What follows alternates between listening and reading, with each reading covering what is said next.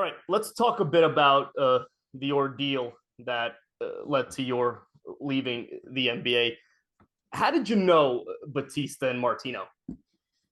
I knew that. I didn't really know much of Batista. I knew Tommy Martino from high school. We kind of hung out a little bit. Batista was really from his area and hung out with his older brother. So from time to time, I would see him. He was one of those, guys in high school that was on steroids, so that he stood out like a sore thumb, and you just knew to stay away from him. So I really was never friends with him. It was more or less Tommy Martino.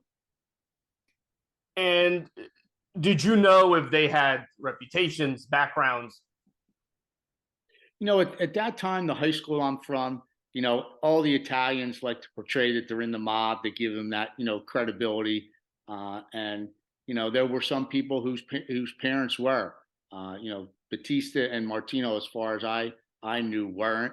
It wasn't until later on that I found out, really what Batista was involved in and who he was hanging out with. And how did it all begin in terms of the business relationship? What happened was I was betting a lot with a guy I knew from the country club, and what I didn't realize is he was putting the bets in through somebody else, and all these guys, not Martino but Batista and Ruggieri, had access to these bets. They knew him and I were very friendly. They started to put two and two together, and they were piggybacking the bets and making millions and millions of dollars. Then when the guy and I stopped, Batista wanted to continue to get that information. He knew I was friends with Tommy still, told Tommy that next time I was around, he wanted to see me. And Tommy didn't really know why. And he brought him down to the airport Marriott one time, thinking we were just going to grab dinner, and didn't realize why Batista wanted me and what he was going to say to me. And you were at that point at the top of your profession. You were making good money. What was going through your head? I should have never been gambling to begin with. Prior to anything, my contract stated I shouldn't place a bet of any kind. I had a great life, like you just said, making great money, great cars, big house, country club memberships. And I was just down that slippery slope of gambling on everything, casinos, golf.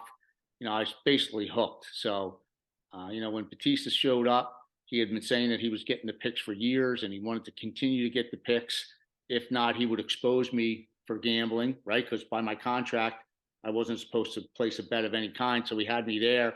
And, worst case scenario, send somebody down to Florida where I'm from. So it was just a scenario where either way he had me. And I figured if I gave him picks for the rest of that year, everything would die out and that would be the end of it. But, unfortunately, that didn't happen. And logistically, how did it work?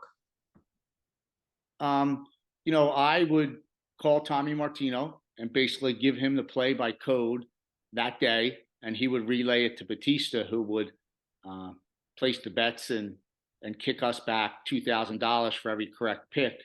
But Batista was betting millions and millions of dollars, and we didn't know, but red flags were going up all over the place from people that he was just beating up financially, overseas casinos, Vegas casinos, anybody where he could get that action down, he was crushing them. And this may obviously be an obvious question. Why didn't you think you can maybe go to the authorities, maybe go to somebody else? You were just afraid, obviously, because you were in a tough spot. Either way, I was done. I wasn't supposed to place a bet of any kind. Here in the past, I was betting on NBA games, even my own games before him with another guy. So it was just a situation where I thought, I was between a rock and a hard place, and neither place was, going to be helpful for me. Hopefully I do this for him, and at the end of this year, that's it. And, that's the end of it. And how long did that last prior to your visit from the FBI? It lasted from December to the end of April, I believe, but we really didn't. Batista ended up going into rehab, so there was 30 or 40 days there. So it was really for about 2 months, and I know that we won about 80 to 85% of the bets, and he did very well, but it was because of his drug addiction, gambling addiction. He had every addiction you can basically have. He lost it all. So, it was a situation where he was in a bad spot at the end of it.